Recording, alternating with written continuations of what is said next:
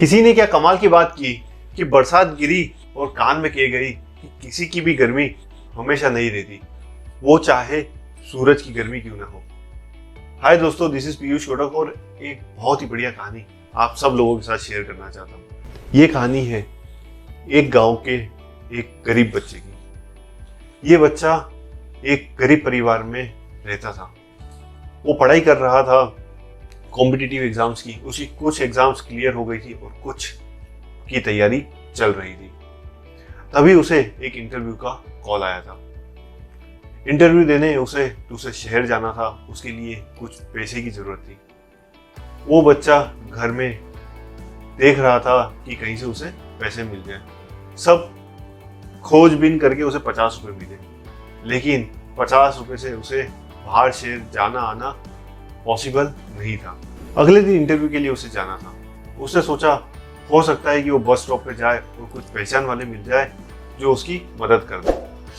वो लड़का सुबह उठा, तैयार हो गया, जो भी अच्छे उसके कपड़े थे वो पहन के उसकी फाइल वगैरह लेके वो बस स्टैंड चला गया।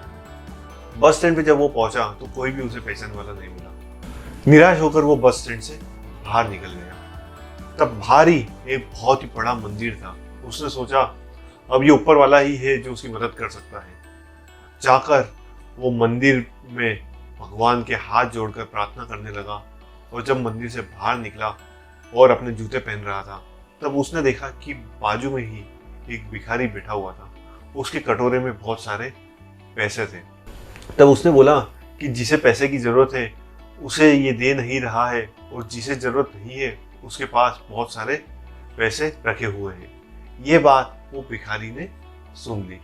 तब उस भिखारी ने उस लड़के से बोला कि बेटा तुम्हें किस चीज की जरूरत है। तो उस लड़के ने बोला कि तुम भीख मांग रहे हो और लोग तुम्हें इतने पैसे दे के जाते हैं।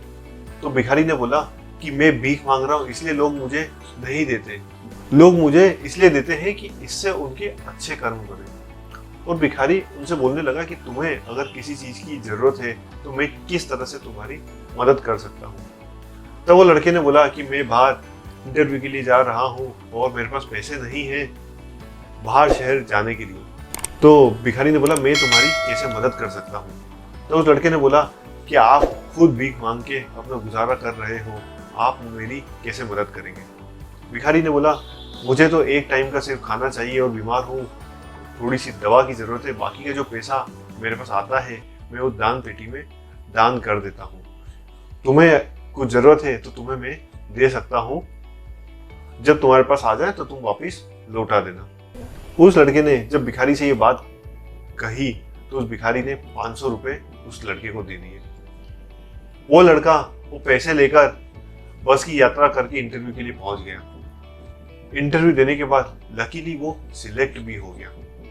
सिलेक्शन होने के बाद वो लड़का बहुत खुश था और मन ही मन सोचने लगा कि ये इंटरव्यू क्रैक करना तभी पॉसिबल हुआ जब वो बाबा ने मदद करी। और सोचने लगा कि वो बाबा का मिलकर शुक्रगुजार करना चाहता है। तो वहां से वो रिटर्न वापस मंदिर की तरफ आया। मंदिर के वहां पर जब पहुंचा तो उसने देखा कि नज़ारा बिल्कुल अलग था। उसने देखा कि वहां पर बहुत भीड़ इकट्ठा थी। जब वो लड़का वहां पर पहुंचा तो देखा तो लोग बोल रहे थे यहाँ पर जो भिखारी था वो मर गया है, शायद उसने दवाई नहीं ली, पैसे नहीं मिले होंगे तो वो मर गया है। और कुछ लोग बोलने लगे भिखारी तो था, अच्छा हुआ वो मर गया। ये देखकर वो लड़का बहुत दंग रह गया। उसने लोगों की बात सुनी कि दवा के कारण वो मर गया और उसी भिखारी ने उसकी मदद की थी। तब वो लड़का सोचने लगा कि किसी के जीवन के लिए खुद का जीवन दांव पर लगा देना कितनी बड़ी बात होती है। और इसी कहानी के माध्यम से हमें दो सीख जरूर मिलती है कि हमेशा दूसरों की मदद करते चलो, क्योंकि वही आपका कर्म बनाता है।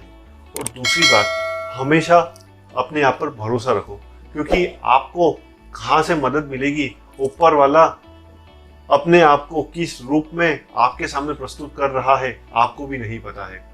तो इसलिए हमेशा अपने आप पर भरोसा रखना बहुत जरूरी है। उस लड़के ने मदद के लिए बहुत सारी जगह दरकार करी, लेकिन एक भिखारी ने उसे मदद करी, ये उसे खुद को नहीं पता था।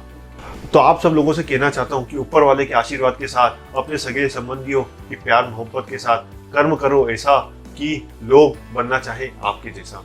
Thank you so much. Stay connected.